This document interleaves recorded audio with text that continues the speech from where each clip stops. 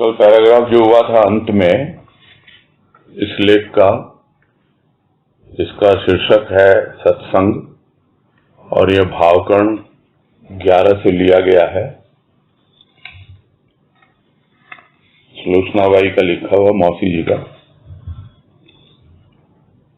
जो पैराग्राफ कल अंत में हुआ था उसको पढ़ के आगे बढ़ते हैं।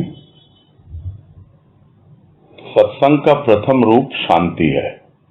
मनुष्य जब सत्संग के संसर्ग में जाता है तो हृदय की जलन स्वतः कम पड़ जाती है और नवीनता का अनुभव कर पाता है। भटकता हुआ मन, चहुं ओर फैली हुई वृत्तियां केंद्रित होते।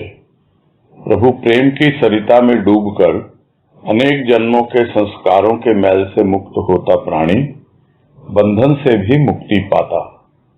कहा भी गया है, सत्संग सब साधन से आला। सभी साधन में सरल सहज साधन सत्संग का है। माला जपकर भी व्यक्ति मन को शांत करने में असमर्थ पाता है स्वयं को। पूजा करके भी पवित्र नहीं हो पाता, व्रत करके भी रत नहीं हो पाता। वहां सत्संग सभी असमर्थ भाव को समर्थ बनाती है।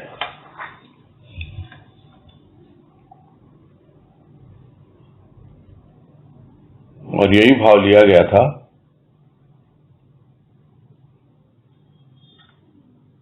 कि ये एक पहचान है।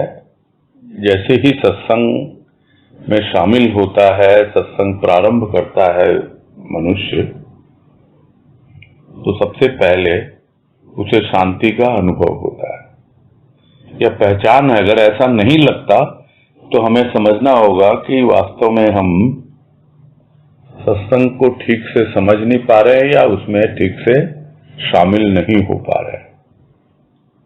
और जैसे जैसे सत्संग के साथ उसकी अंतरंगता बढ़ती जाती है, इंटीमेसी बढ़ती जाती है, सत्संग के संसर्ग में आने लगता है। पहले होता है संपर्क, फिर होता है संसर्ग। तो इस तरह बढ़ते जाएगा तो हृदय की जलन भी अपने आप ही कम पड़ती जाती है। और हृदय की जलन कम पड़ती है तो अपने जीवन में एक नवीन भाव, विचार, इन सबको अनुभव करना प्रारंभ कर देता है। ये सब बातें इसलिए लिखी जाती हैं कि अगर ऐसा न होता हो तो समझना चाहिए कि अभी हम सत्संग के साथ पूरी तरह संपर्क में भी नहीं आए हैं, और संसर्ग तो और बाद की अवस्था है। इसलिए बातें लिखी गई हैं और समझने के लिए, अपने आप को जांचने और परखने के लिए कि जो मन भटकता रहता है, जो वृत्तियां इधर उधर फैली हुई हैं, तो मन टिक जाता है और वृत्तियां केंद्रित हो जाती हैं, यानी ऊर्ध्वमुखी हो जाती हैं, ऊपर की ओर उठने लगती है। जैसे बिखरी हुई लता होती है, उसको वृक्ष का आधार मिल जाता है तो वो लताएं ऊपर उठती हैं, वैसे ही वृत्तियां ऊपर उठने लगती हैं, इकट्ठी हो जाती हैं, केंद्रित हो जाती हैं।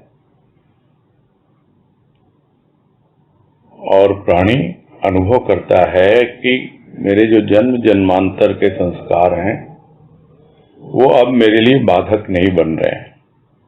उनका जो भी मैल मेरे अंतःकरण पर चढ़ा हुआ था उससे मैं मुक्त हो रहा हूं, और जितने भी तरह तरह के बंधन अब तक मान रखे थे वो बंधन भी अब ढीले पड़ रहे हैं, उनसे भी मुक्त होने की प्रक्रिया प्रारंभ हो गई है। और इसीलिए कहा जाता है कि सबसे उत्तम साधन सत्संग का ही है। सत्संग सब साधन से आला। आला यानी सबसे उत्तम, सबसे बड़ा, सबसे ऊपर। जिसको हम कहते हैं ना साधारण भाषा में, वो तो आला अधिकारी है। आला यानी सबसे ऊपर का अधिकारी है। वैसे ही सत्संग सबसे ऊपर का साधन है, क्योंकि बाकी जो साधन हैं उनकी तुलना में बहुत ही सहज है, सरल है। भाई माला जपेगा तो कब तक जपेगा? क्या मन उससे शांत हो जाता है? पूजा करके भी क्या मन में पवित्रता का भाव आ जाता है? व्रत करके भी क्या प्रभु में रत हो पाता है? तो इन सब में जो भी उसकी असमर्थता होती है वो अपने आप को असमर्थ पाता है। सत्संग में आने के बाद उसका रूप बदल जाता है, मन शांत होने लगता है, पूजा के साथ पवित्रता का भाव जुड़ जाता है और व्रत यानी दृढ़ निश्चय कर लिया कि नहीं, मुझे तो उसी में समाना है, उसी में लीन होना है, तो उसमें रत भी होने लगता है। तो जिन सब बातों के लिए वो अपने आप को असमर्थ समझता था, असमर्थ यानी कैपेबल नहीं था, इनकैपेबल समझता था, अब उसके लिए वो कैपेबल हो गया, यानी सामर्थ्यवान हो गया।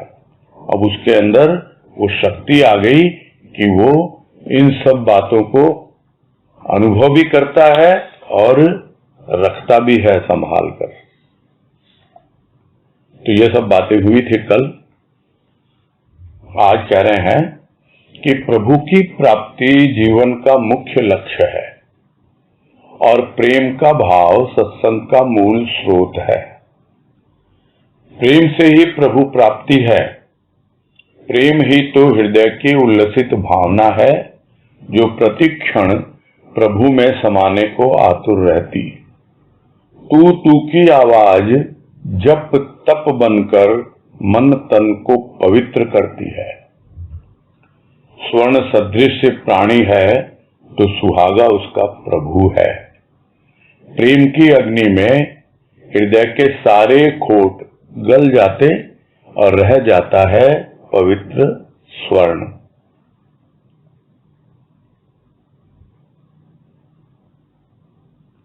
तो जो कोई भी प्रभु की प्राप्ति के मार्ग पर आगे बढ़ना चाहता है और उसके जीवन का मुख्य लक्ष्य उसे समझ में आ गया कि मेरे जीवन का मुख्य लक्ष्य क्या है, प्रभु की प्राप्ति है, इसीलिए मुझे मानव जन्म मिला है, अन्यथा और किसी जन्म में प्रभु की प्राप्ति संभव नहीं होती। और यह अपना लक्ष्य यदि उसने बनाया है तब उसे समझ में आएगा कि अब सत्संग में क्या है प्रधान? प्रधान है प्रेम और भाव, क्योंकि प्रेम भी एक प्रकार का भाव ही है। भाव में न जाने सब कुछ समाहित हो जाता है, समझ नहीं पाता है प्राणी, और प्रेम भी उसी में होता है। किंतु जब वो प्रेम स्थूल का होता है तब वो विकार युक्त हो जाता है, लोभ मोह इत्यादि के रूप में।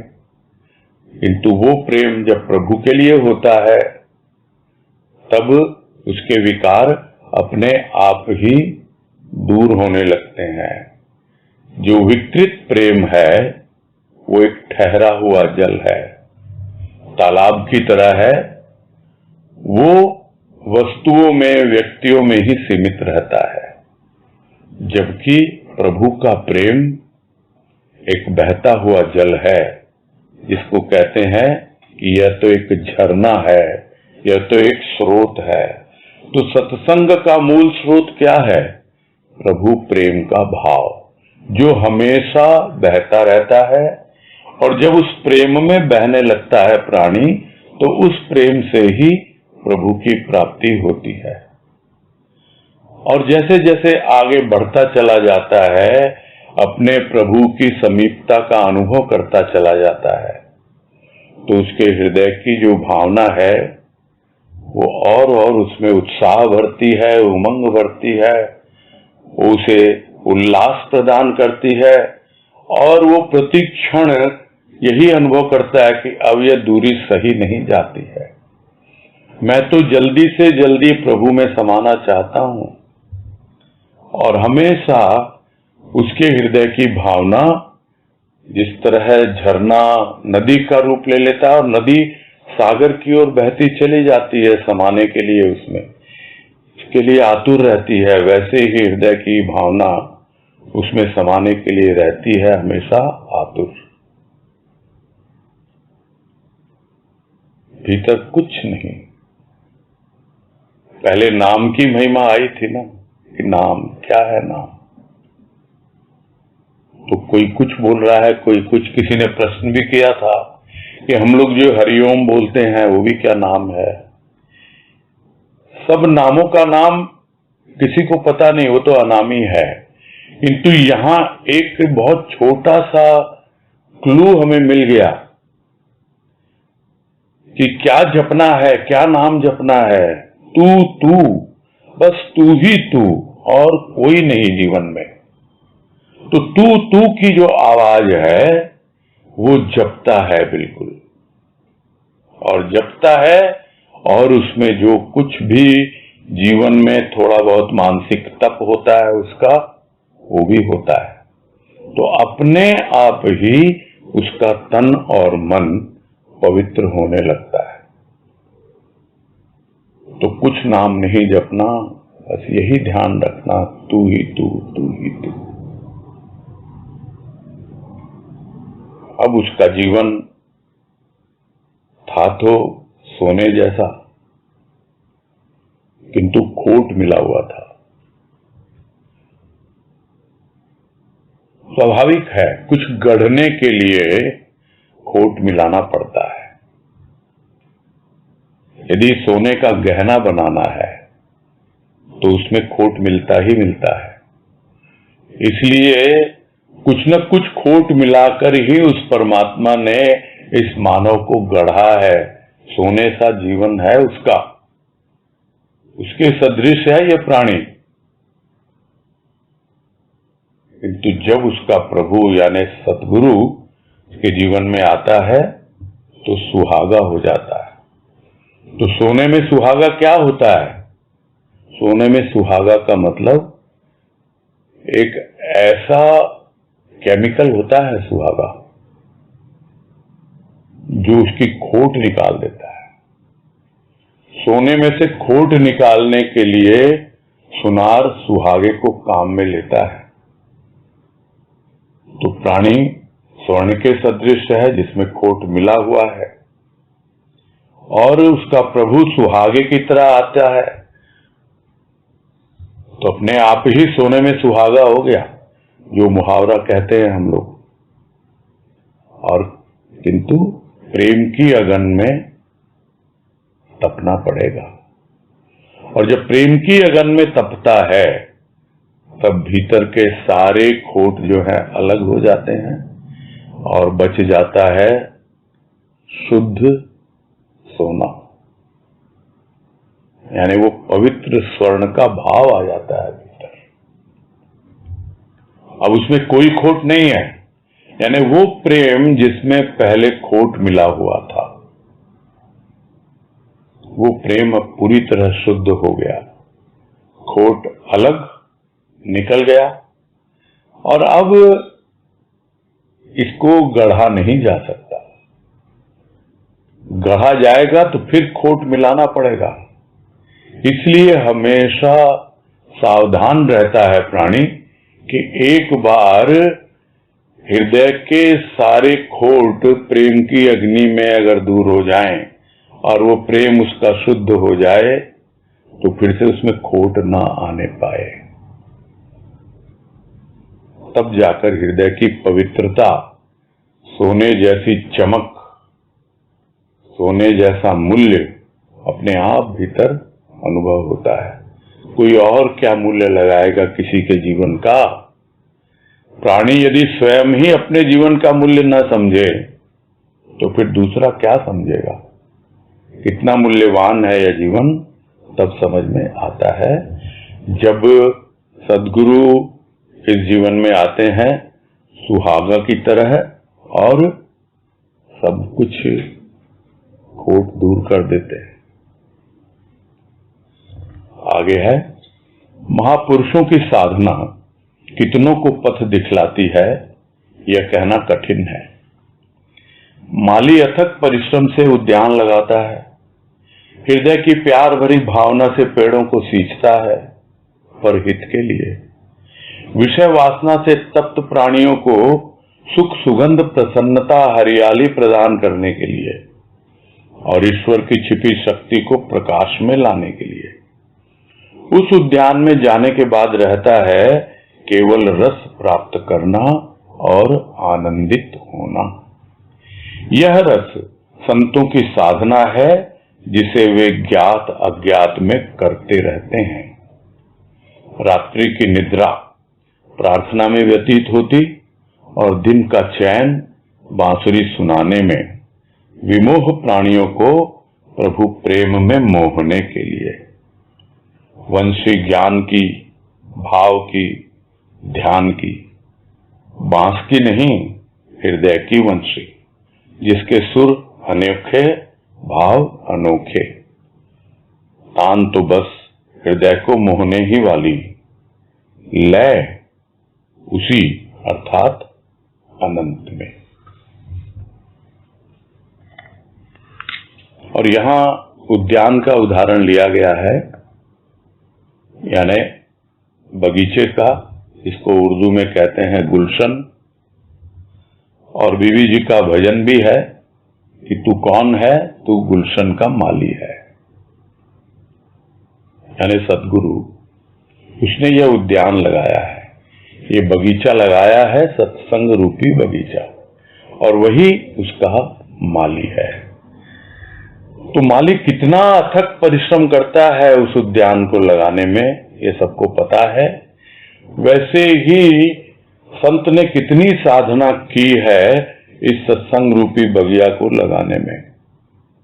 तो महापुरुषों की साधना न जाने कितनों को पथ दिखलाती है, यह कहना तो बहुत कठिन है। परिश्रम करता है माली, उद्यान लगाता है, उसी तरह सद्गुरु भी परिश्रम करता है, कितने आयोजन करता है, किस तरह से ये गुलशन जितने भी झाड़ झंखाड़ उखाड़ के फेंकता है, तरह तरह के पौधों को सींचता है, उनको विकसित करता है, इस प्रकार अपने हृदय की प्यार भरी भावना से। मालिक को अपने लिए क्या चाहिए, उसको तो मालिक दे ही रहा है, देने वाला। उसका काम तो लोगों के भीतर जो छिपी हुई हरियाली है उसको प्रकट करना, और जो हरियाली उसने सामने प्रस्तुत की है उसका आनंद उठाना। जब तक भीतर से विषय वासना दूर नहीं होती है, तब तक जो सत्संग में जो हृदय की हरियाली, सुख सुगंध और प्रसन्नता है, उसका अनुभव नहीं होता है। सदगुरु ने लगा दिया अपने हृदय की प्यार भरी भावना से, तरह तरह के पेड़ों का सिंचन किया है, दूसरों की भलाई के लिए किया है, किंतु यदि विषय वासना से ही लिप्त रहेगा तो नहीं समझ पाएगा। धीरे धीरे विषय वासनाओं को छोड़ने के लिए प्रस्तुत होना है, और सुख सुगंध प्रसन्नता और हरियाली, तो इसके लिए ही सदगुरु ने यह उद्यान लगाया है। और साथ ही साथ जो कुछ भी हमारे भीतर छिपी हुई ईश्वरीय शक्ति है उसको प्रकट करने के लिए, उसको प्रकाश में लाने के लिए लगाया। तो यह जो सुख सुगंध प्रसन्नता हरियाली, ये हमें खुश करती है, आनंदित करती है, और तब जाकर हमारी खोज होती है अपने भीतर कि हम किस प्रकार अपने भीतर जो छिपी हुई शक्ति है, ईश्वरीय शक्ति, परमात्मा की शक्ति, उसको हम प्रकट कर पाए अपने भीतर से। तो जो कोई आता है इस उद्यान में, उसका एकमात्र उद्देश्य क्या होता है? केवल रस प्राप्त करना और आनंदित होना। और यह रस कहां से आया? यह रस संतों की साधना है। और संतों की साधना ऐसा नहीं है कि उनके जीवन काल में ही रहती है, बल्कि और व्यापक हो जाती है जब उनका शरीर नहीं रहता है। और इसको गुरुदेव स्वयं कहा करते थे, प्रवचन में तो नहीं होगा, ऐसे सुना हुआ है, उन्हीं के मुख से सुना हुआ है कि अभी तो मैं 3.5 हाथ के शरीर में हूं, सीमित हूं, किंतु जब यह शरीर नहीं रहेगा तो मैं सर्वव्यापी हो जाऊंगा। तो हम समझ सकते हैं कि यह रस संतों की साधना है। जो भी रस उनकी कृपा से हमें प्राप्त हो रहा है, भले ही ज्ञात से अज्ञात से, किसी भी रूप में, यह उनकी ही साधना का फल है, उनकी ही कृपा का फल है। तो उनकी जीवन शैली क्या है कि रात्रि की निद्रा प्रार्थना में व्यतीत होती है। तो वो हमें यही प्रेरणा देते हैं कि रात को प्रार्थना करके सो तुम, और दिन हो गया बस चैन की बांसुरी बजाओ तुम। तो वो वही करते आए, चैन की बांसुरी बजाने रहे। किस लिए बजा रहे हैं? लोगों को सुनाने के लिए। किस लिए सुना रहे हैं? ताकि जो विमोहित प्राणी है, विमोहित यानी भ्रमित है, अज्ञान में, ऐसा मोह जो उन्हें अज्ञान के अंधेरे में धकेल रहा है, उनके भीतर प्रभु का प्रेम जागृत करने के लिए वो किसकी बांसुरी सुना रहे हैं? वाणी की बांसुरी सुना रहे हैं। तो दिन का चैन बांसुरी सुनाने में और रात्रि की निद्रा प्रार्थना में। यही जीवन होता है संतों का सशरीर। और यही प्रेरणा देते हैं कि भाई तुमने खूब उद्यान में आनंद उठाया है, अब तुम भी चैन की बंसुरी सुनाओ अपनी वाणी के द्वारा। जो भी अज्ञान में पड़े हुए हैं, प्रभु की वाणी सुनकर उसके प्रेम और भाव में मोहित हो जाए। और यह जो बंसी है, यह बंसी कोई बांस की बंसी नहीं है, यह वाणी की बंसी है जो हृदय से प्रकट हुई है। इस बंसी में सब कुछ शामिल है। इस बंसी में सबसे प्रमुख तो प्रभु का प्रेम और भाव है, और अपने आप उसके साथ आते हैं भक्ति और ज्ञान। तो यह बंसी ज्ञान की, भाव की, ध्यान की, सब कुछ साथ साथ चलता रहता है। जब उसके आकर्षण में बंध जाएगा, उस मोहन के मोह में लग जाएगा, मोहित हो जाएगा, तो बस उसी की तान, उसी की लय, उसी की राग रागिनी, सब कुछ कहां जा रही है? वो अनंत में विलीन हो रही है, अनंत में समा रही है, और हमें भी वही लेके जा रही है। तो यह है सत्संग का मुख्य उद्देश्य, जिस उद्देश्य के द्वारा सद्गुरु ने यह सत्संग प्रारंभ किया, बाबा के आदेश से।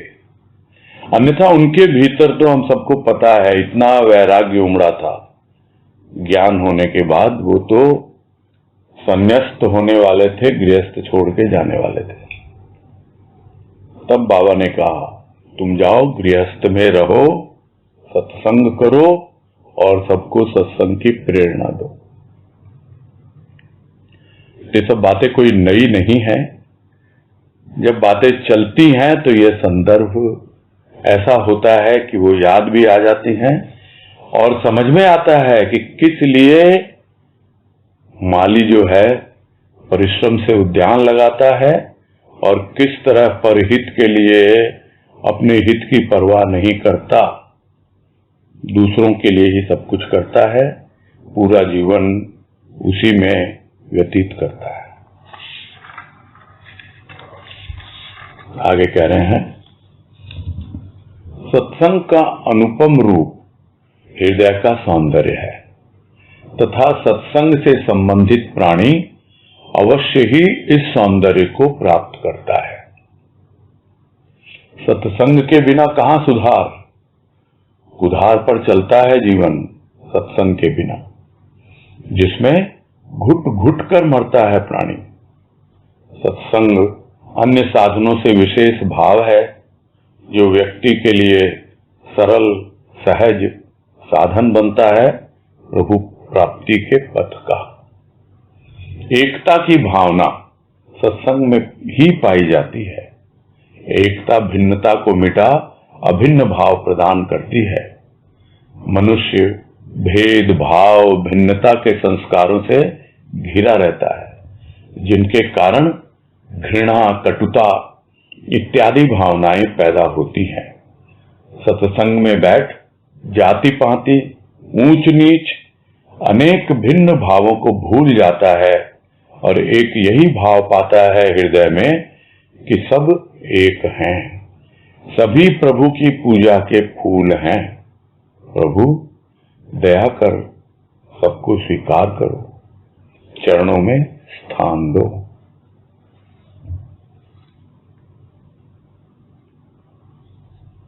तो सत्संग का जो अनुपम रूप है क्या है वो बाहर दिखलाई कितना देता है नहीं देता है, कितना अनुभव में आता है नहीं आता है, यह अलग बात है, किंतु भीतर में अवश्य अनुभव में आता है। वो भीतर की जो दुनिया जो इतनी विकृत थी या यूं कहा जाए इतनी कुरूप थी, उस कुरूप दुनिया में सौंदर्य प्रकट होने लगता है। तो सत्संग का अनुपम रूप तभी अनुभव में आता है जब हृदय का सौंदर्य प्रकट होने लगता है, और तब प्राणी को पता लगता है कि हाँ भाई अब सत्संग मेरे हृदय में उतर रहा है। और यहां तो कहा है सत्संग से संबंधित प्राणी अवश्य ही इस सौंदर्य को प्राप्त करता है, अवश्य ही, डेफिनेटली। इसमें किसी को कोई संदेह होना नहीं चाहिए।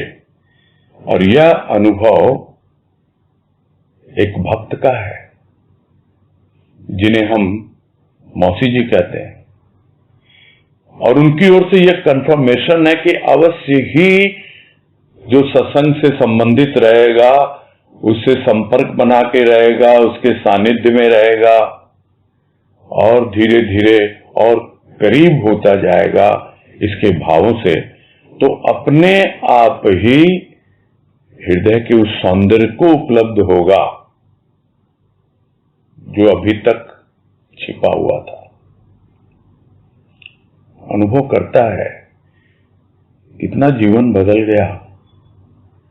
तो सत्संग के बिना हो ही नहीं सकता, यह सुधार हो ही नहीं सकता सत्संग के बिना। सुधार क्या होता है? सुधार जैसे कोई मशीन है, बिगड़ी हुई है, खराब है या ठीक से चल नहीं रही है, तो उसका सुधार किया जाता है। वैसे ही है यह हृदय, कुरूपता से भरा हुआ, तरह तरह के उल्टे सीधे विचारों से था भरा हुआ, उसका सुधार होता है। और सत्संग के बिना संभव नहीं है। कहां सुधार, यानी है ही नहीं।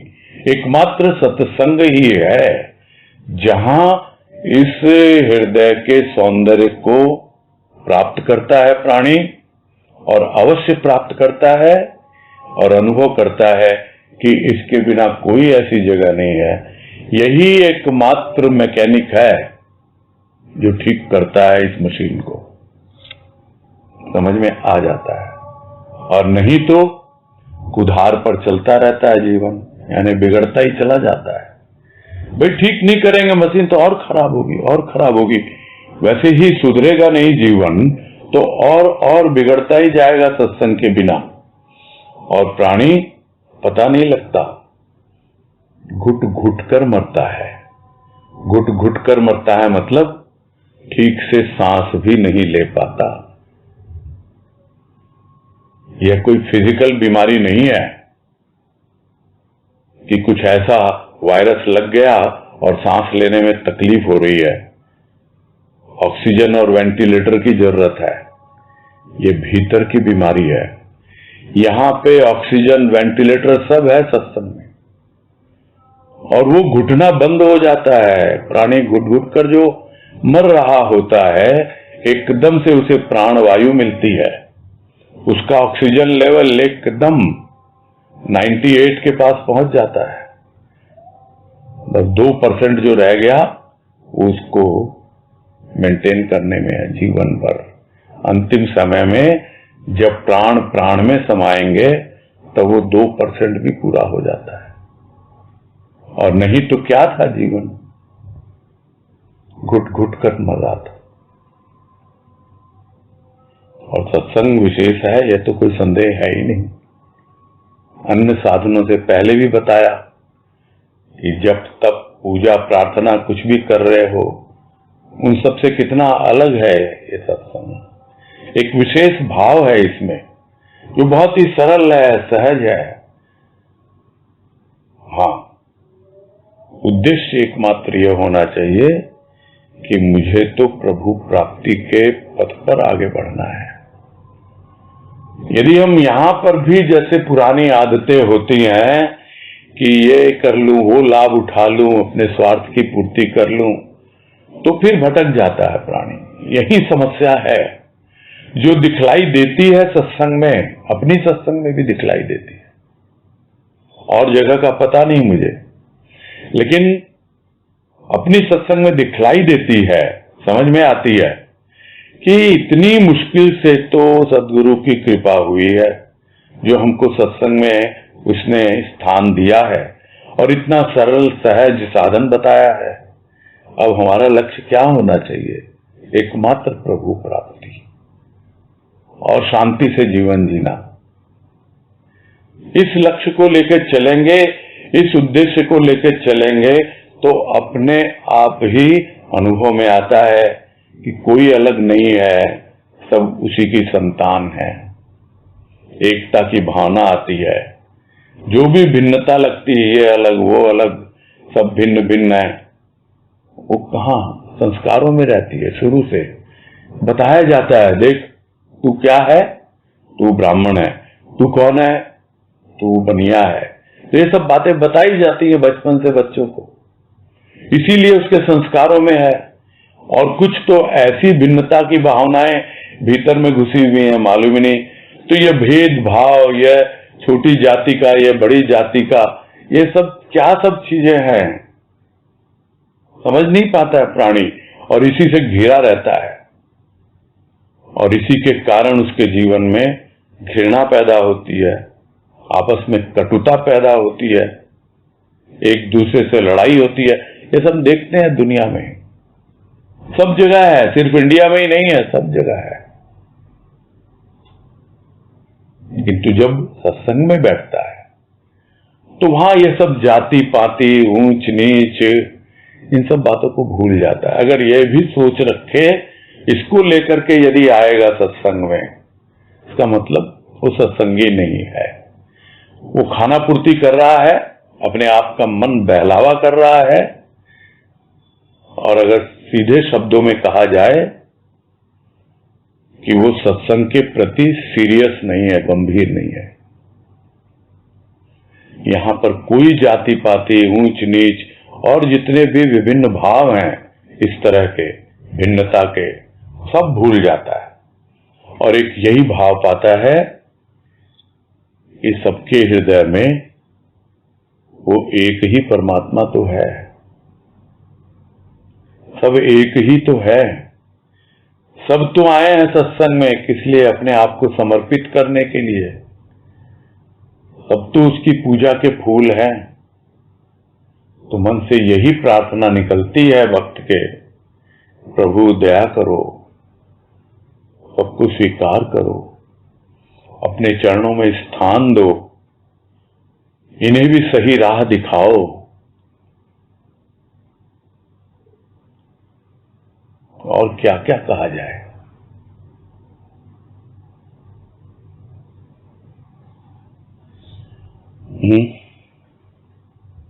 वाणी मूक हो जाती है। हृदय की भावनाएं जो होती हैं बहुत कुछ प्रकट होनी चाहती हैं। खैर, आगे कह रहे हैं, हृदय की कोमल वृत्तियां आत्मभाव की परिचायिका हैं। आज तक जो भिन्नता मानकर बैठा हुआ था कि मैं जीव हूं, मैं दूर हूं इत्यादि, वह भेद मिट जाता है सत्संग में ही बैठकर। सत्संग करते करते एक दिन ऐसी अवस्था होती है कि भिन्न प्रियतम को अभिन्न मानने लग जाता है। मानना भी कैसा, अनुभव कर पाता है, अनुभूति होती है। मान्यता कल्पना भी हो सकती है, लेकिन अनुभूति तो कल्पना नहीं, वास्तविक अवस्था है। अवस्था स्वभाव का रूप धारण करती है जब रोम रोम में भावना रम जाती है। सत्य का संग असत्य जीवन को सत्य बना देता है। तो सत्संग में बैठकर प्रभु का प्रेम और भाव जो हमारे हृदय को इतना कोमल कर रहा है, उससे हमें क्या अनुभव में आता है, क्या पता लगता है, समझना चाहिए। यह वृत्तियां जो कोमल भाव लेकर आई हैं और कोमल भाव से ओतप्रोत है, कोमलता प्रदान कर रही हैं, ये अब हमें आत्मभाव की ओर ले जाने के लिए आई हैं। ये आत्मभाव की परिचायिका हैं। परिचायिका मतलब परिचय दे रही हैं कि देखो हम आए हैं, तुम्हारे अंदर की गहराई से निकल के आए हैं, तुम्हारे आत्मभाव से आए हैं, और तुम्हारी कोमल कोमल वृत्तियां, ये तुम्हारे भीतर बैठा हुआ तुम्हारा आत्मदेव, तुम्हारा गुरुदेव, यही तुम्हारे भीतर उस भाव को जगा रहा है। परिचय मिलने लगता है आत्मभाव से। और जो भिन्न मानकर बैठा हुआ था अपने आप को कि मैं अलग हूं, मैं तो बहुत दूर हूं तुमसे, मैं तो यहां रहता हूं इस जमीन पर, और तुम न जाने कहां कौन से 7वें आसमान पर रहते हो। कितनी दूर हो तुम मुझसे, कितनी दूर हूं मैं तुमसे। मैं तो जीव हूं और तुम शिव हो। तो यह इतनी दूरी, इतना भेद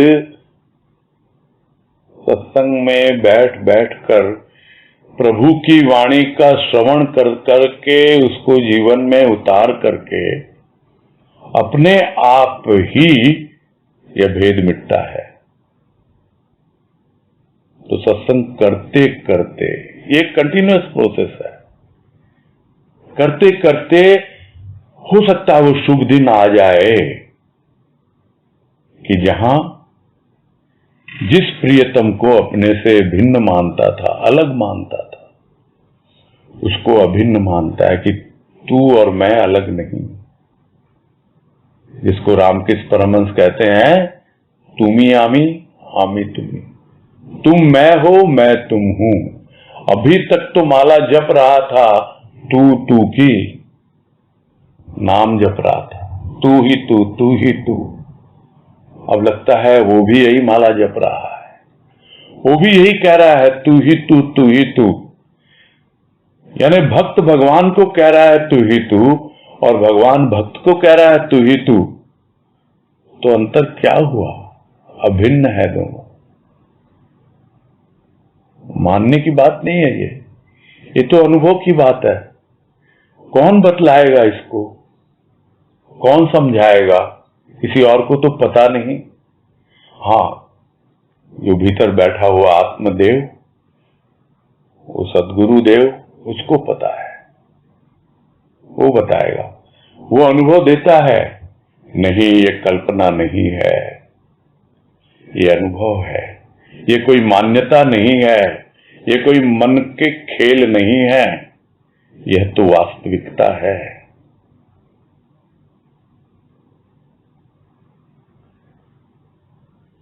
जब अनुभव होने लगता है ना, तो उसको कोई प्रमाण नहीं चाहिए।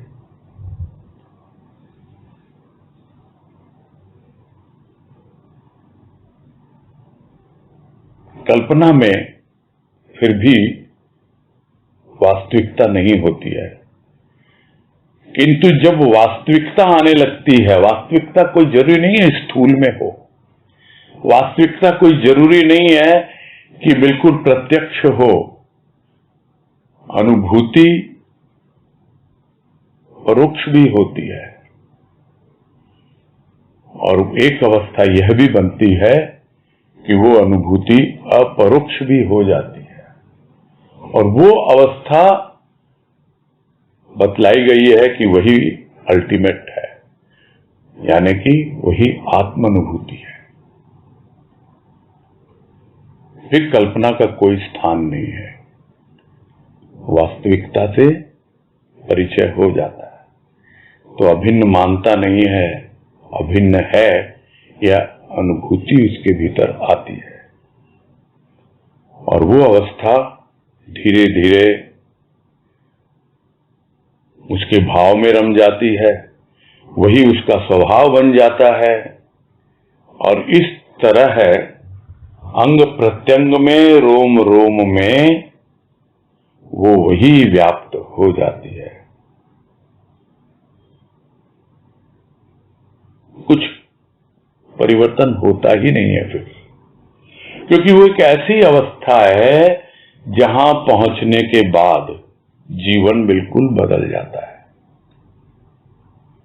वो भाव ही उसका स्वभाव बन जाता है।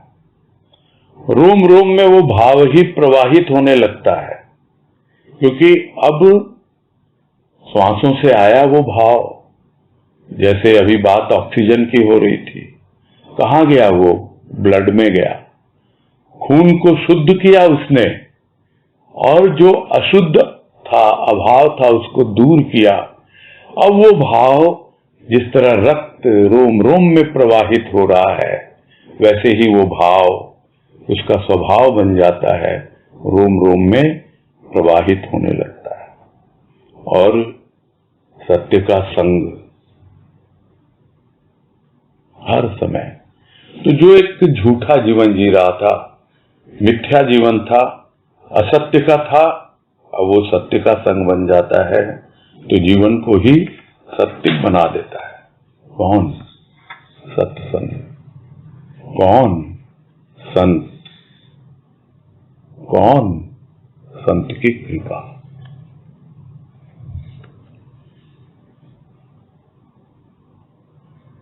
आगे कह रहे हैं, जीवन धोखा नहीं, प्रभु की सौगात है, उपहार स्वरूप है।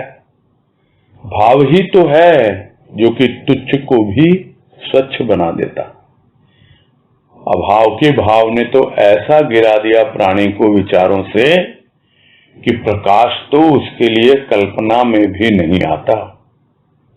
प्रभु का भाव कितना आनंद प्रदान करता है कि वर्णन ही नहीं। रात से प्रभात ही बन जाता है जीवन।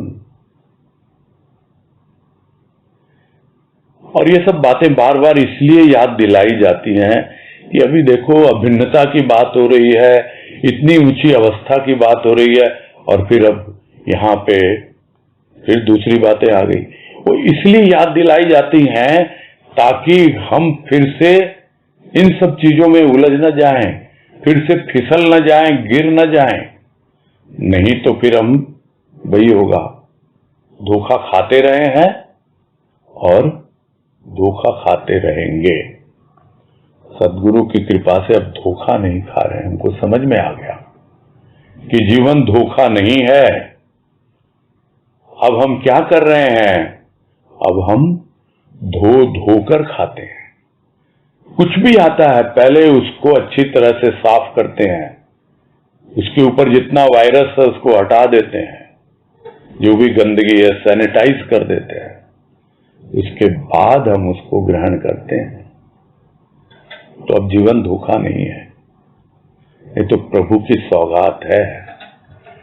सत्संग में आने के बाद मालूम पड़ता है, जब सत्संग पूरा भीतर उतर जाता है तब मालूम पड़ता है कि प्रभु की सौगात है, उसका उपहार है। तो ये भाव ही तो था जो बदल गया। पहले तुच्छ भाव में जी रहा था, और जैसे जैसे भावों का रूप बदला, भीतर की गंदगी दूर हुई, भीतर निर्मलता स्वच्छता आई, तो जो तुच्छ जीवन था वो जीवन स्वच्छ बन गया। नहीं तो अभाव में जी रहा था, और उसने तो ऐसा गिरा दिया था प्राणी के विचारों को अभाव ने कि वे बस दिख ही नहीं रहा है, एकदम अंधेरा।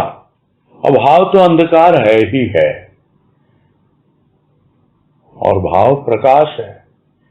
तो वो जो इतने अंधेरे में घिरा हुआ था वो, कि उसके विचारों में तो कहीं कोई कल्पना में ही नहीं था भाव, कि ऐसा भी कोई भाव होता है जिसमें कुछ मुझे दिखाई दे, कुछ मैं जीवन जीने के लायक बनूं, कोई मुझे प्रकाशित कर रहा है।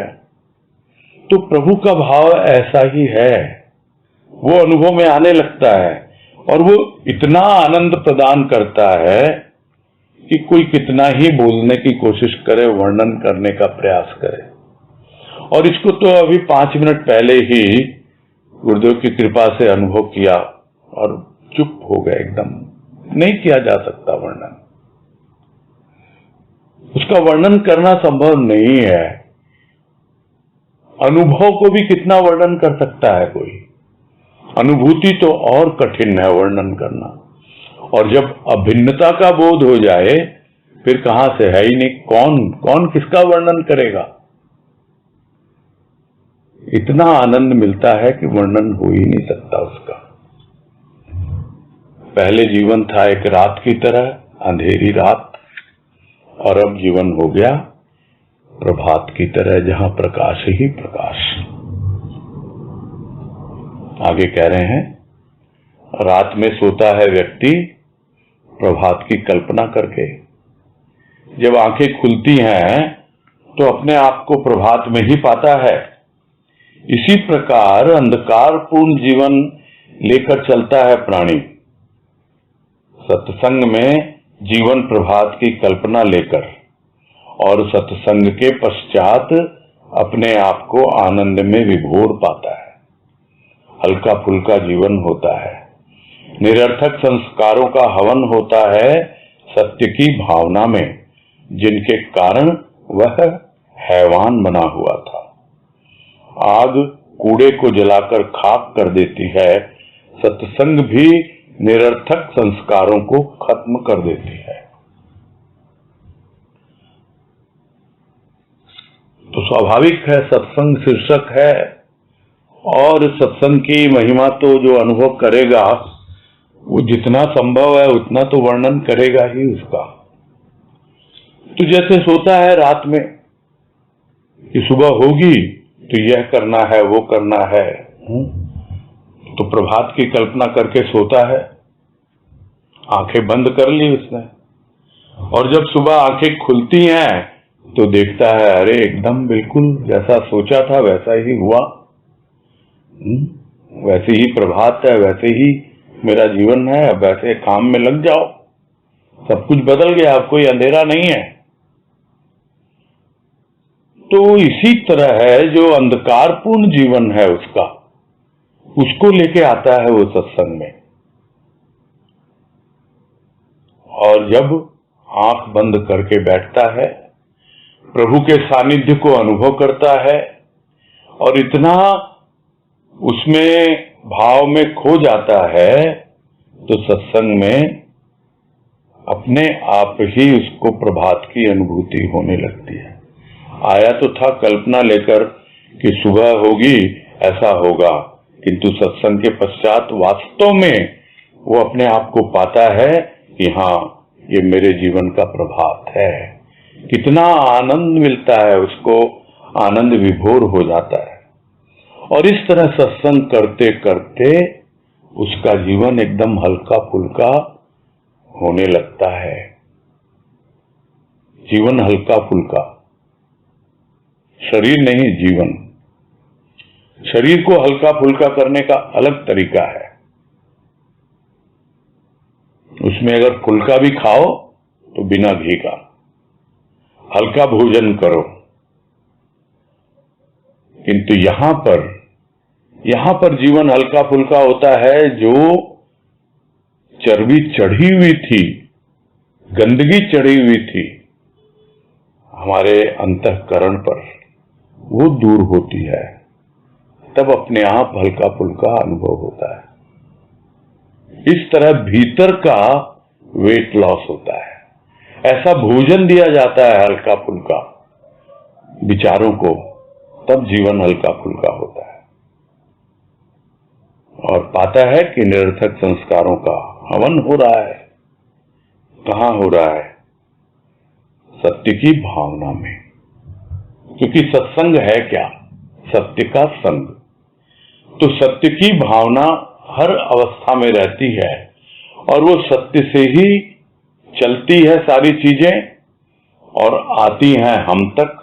हम जहां कहीं भी होते हैं, चाहे मन में होते हैं, बुद्धि में होते हैं, जिस अवस्था में भी होते हैं, सूक्ष्म की अवस्था में, वहां आती है और सत्य की भावना वहां प्रकट हो जाती है। और जो भी संस्कार हैं वो उसको लेने के लिए तैयार है। बस आपको तो हवन में जैसे अग्नि जल रही है उसमें डालना है। तो यह जो असत्य की भावना है, यह जो संस्कार जो कूड़े की तरह थे, उसी तरह भस्मीभूत कर देती है आग। तो सत्संग में आके वो सत्य की भावना इसी तरह उन संस्कारों को भस्मीभूत कर देती है।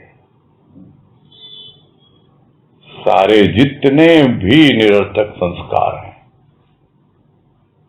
अब क्या निरर्थक है, क्या सार्थक है, वो बात तो पहले भी आई। खोट है, सोने में खोट है तो प्रेम की अग्नि में तपाया जाएगा। साथ ही साथ सद्गुरु की वाणी, उसकी कृपा सुहागा के रूप में आएगी और उसको शुद्ध करेगी। यानी निरर्थक संस्कार अपने आप ही हटते चले जाएंगे। तो उदाहरण कुछ भी दे दिया जाए, चाहे सोने का, चाहे आग का, चाहे सत्य की भावना, वो हवन के रूप में प्रज्वलित है और हमारे जितने भी निरर्थक संस्कार हैं उसको खत्म कर रही है वो भावना।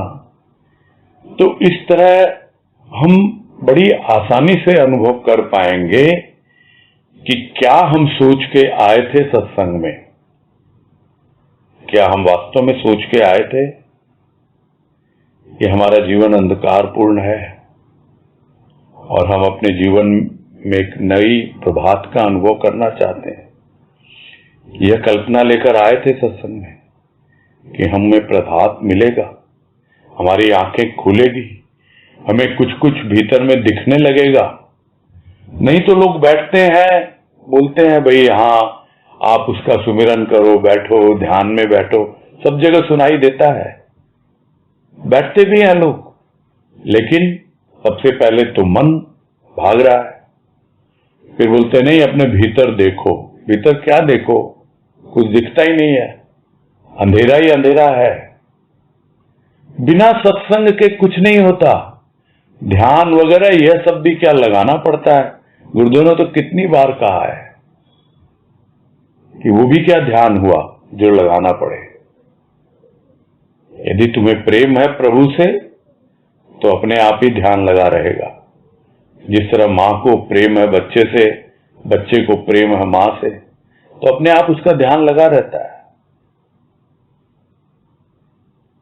यहां तो देखने की बात आ रही है। सोच के आया कि भीतर तो कुछ दिखता नहीं है भाई, बैठते तो हैं, बताने किसने क्या क्या कहा, ध्यान में बैठा करो, ये किया करो, कुछ भी तो समझ में नहीं आ रहा, कुछ दिखता ही नहीं। लेकिन यहां आने के बाद सत्संग में लगता है कि हाँ अब कुछ दिख रहा है, एक नई प्रभात हुई है, जीवन की अब एक दिशा बदली है। बस यही पूरा करते हैं।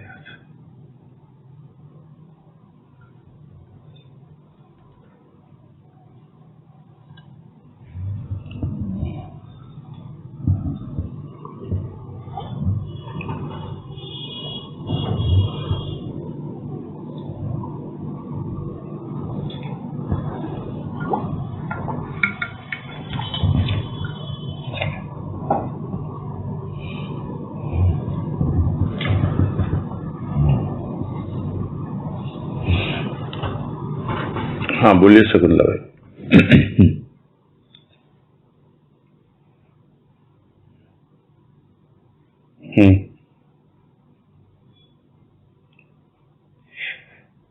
हरिओम।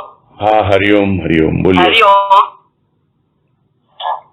भैया, इसके पहले जो था वास्तविक जीवन, ये उसके पहले वाला देंगे क्या? ओके वनिता जी।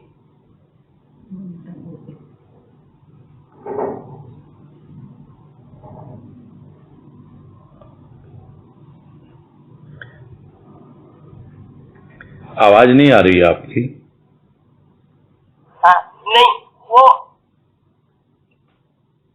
कि वास्तविक अवस्था बना देती है सब। नहीं आ रही आवाज, ठीक से नहीं आ रही आपकी आवाज। केवल रस प्राप्त बांसुरी भाव बांस नहीं बना देती, वैसे वास्तविक अवस्था बना देती है भैया। हरिओम। हेलो। नहीं वो तो ठीक है, आप क्या पूछना चाह रहे हो मुझे समझ में नहीं आ रहा है। ये क्या है, इसके जो पहले पेज था ना उसके ऊपर था कुछ कि वास्तविक का कुछ था इससे। चलो मैं फिर पढ़ के आपको कर। नहीं मैं अब मेरे सामने आ गया वो पेज, पढ़ के लिख, लेकिन उसमें जो है ना, जो है मैं लाइन पढ़ देता हूँ, जो लाइन आप जानना चाह रहे हो कि मान्यता कल्पना भी हो सकती है, लेकिन अनुभूति तो कल्पना नहीं, वास्तविक अवस्था है। तो ये बात जो है, इसमें सबसे पहले आती मान्यता। मान्यता यानी मन मानता है, मान्यता मन से संबंधित होती है मान्यता। लेकिन वो मान्यता जो है उसमें कल्पना का पुट हो सकता है, किंतु जब अनुभव होने लगता है और वो अनुभव अनुभूति में परिवर्तित हो जाता है, तब उसको किसी प्रकार के कोई प्रमाण की आवश्यकता नहीं होती, कोई प्रूफ नहीं चाहिए, किसी को देना नहीं है प्रूफ। हमको किसको बताना है कि हमको ऐसा अनुभव हुआ या हमारी ये अनुभूति है, बताने की जरूरत नहीं है। वो तो आपकी अपनी अवस्था है, वास्तविकता है, वो आपने अनुभव किया है, वो अनुभूति आपको गुरुदेव की कृपा से हुई है, वही वास्तविकता है आपके लिए। तो किसी और को बताने की जरूरत ही नहीं है। मान्यता में ठीक है मन के खेल हो सकते हैं, मान्यता में मन के खेल होते हैं, लेकिन अनुभूति में मन के खेल नहीं है। अनुभूति तो गहराई में होती है। गहराई, ठीक है ना। हरिओम। हरिओम। हाँ नेक्स्ट बेला ड्रोलिया, बोलिए। हरिओम, प्रणाम भैया। हाँ हरिओम। आपने ये कहा ना कि हम अपने अंदर देखते तो हम पे कुछ दिखता ही नहीं है, तो ऐसी स्थिति हमारी भी होती है कि हम कुछ, या तो हमको देखना नहीं आता, जाना नहीं आता और हमें कुछ दिखाई भी नहीं देता है, तो हम क्या करें भैया, कैसे करें? सत्संग करें, यही तो बताया जा रहा है। सत्संग करें, अपने आप बताएगा, दिखाने वाला दिखाएगा। ये इन आंखों से नहीं दिखता है, वो देखो क्या होता है, वो होता है आपका अपना दृष्टा भाव। जो पहले बात आई है कई बार कि दृष्टा भाव जब जागता है तब मालूम पड़ता है वो सब, तब वो भाव की एक दृष्टि मिलती है जिससे हम देख पाते हैं। अनुभूति में एक अलग अवस्था होती है। अनुभूति में आप उसमें रम जाते हो, उसको वास्तव में अनुभव करने लगते हो। अब उसको देखना है सूक्ष्म की दृष्टि से, भाव की दृष्टि से, या नहीं देखना है, वो एक अलग बात है। जब आप उसमें समा गए, जब आप उसमें लीन हो गए, तब आपकी उससे दूरी है ही नहीं। देखने वाले को थोड़ी दूरी चाहिए। जैसे आंख से देखेंगे, कोई चीज आंख में ही घुस जाए तो क्या आंख उसको देख पाएगी? वैसे ही है, जब हमारा भाव पूरी तरह उसमें समा गया तो उस वक्त फिर दृष्टा नहीं रहता है, इसलिए हमको दिखलाई नहीं देता है। दृष्टा भाव जो होगा वो आपको अलग से थोड़ा चाहिए, उसके सामने दृश्य भी होना चाहिए दृष्टा के सामने। तो गुरुदेव कृपा से भाव की दृष्टि तो मिल जाती है, किंतु दृष्टा जब जागता है तब दिखलाई पड़ता है कि मेरे मन की क्या अवस्था है, बुद्धि की क्या अवस्था है। यानी जहां कुछ भी सूक्ष्म में अनुभूति होती है वही उसके दर्शन होते हैं जो दृष्टा करता है। उम्मीद आपको काफी कुछ स्पष्ट हुआ होगा। हाँ, हरिओम हरिओम। सुनीता जालान। हरिओम भैया। हाँ हरिओम। हाँ हरिओम, बोलो भैया। मान्यता और कल्पना में कितना डिफरेंस होता है? मान्यता तो कल्पना समझ में आ जाती, लेकिन कल्पना नहीं समझ में आती। कल्पना तो कल्पना है।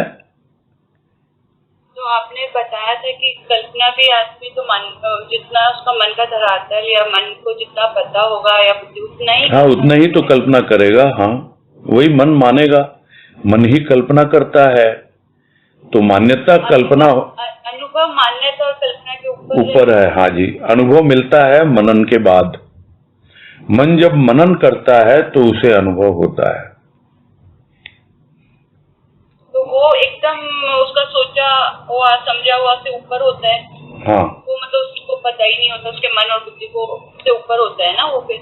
कौन? अनुभव नहीं, अनुभव मन में जो, देखिए क्या है, ये बहुत सिंपल गुरुदेव ने बहुत अच्छे से समझा दिया है। जो उनका लेख है ना, चिंतन मनन ध्वनि, उसमें खूब अच्छे से समझा दिया गुरुदेव ने कि कोई भी ध्वनि आती है बाहर से, है ना, स्थूल से ही आई ना, उसको तुमुल ध्वनि कहा उन्होंने।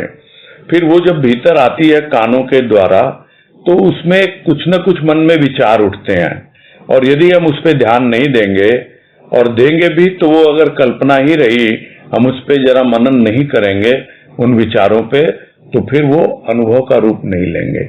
मनन करने के बाद में वो बनते हैं सूक्ष्म, और सूक्ष्म में कुछ अनुभव देके जाते हैं। उसके बाद चित्त चिंतन करता है, तब जाकर के वो सूक्ष्मतर होते हैं, यानी अनुभूति का रूप लेते हैं, और तब और आगे बढ़ते हैं, तब सूक्ष्माति सूक्ष्म होता है जो प्राणों में अनुभूति होती है। ये इतना सिस्टमैटिकली वैज्ञानिक तरीके से गुरुदेव ने उसमें समझा दिया हम लोगों को। तो इसमें कोई भी यहाँ संदेह होना ही नहीं चाहिए कि ये कल्पना है या नहीं है। मान्यता कल्पना हो सकती है कि देयर आर चांसेस, बस यही बात है। ठीक है। हाँ, अच्छा, हाँ जी, हाँ जी, हरिओम हरिओम हरिओम। हाँ, समय हो गया, पूरा करते हैं। ठीक है, हरिओम। सबको हरिओम। हरिओम।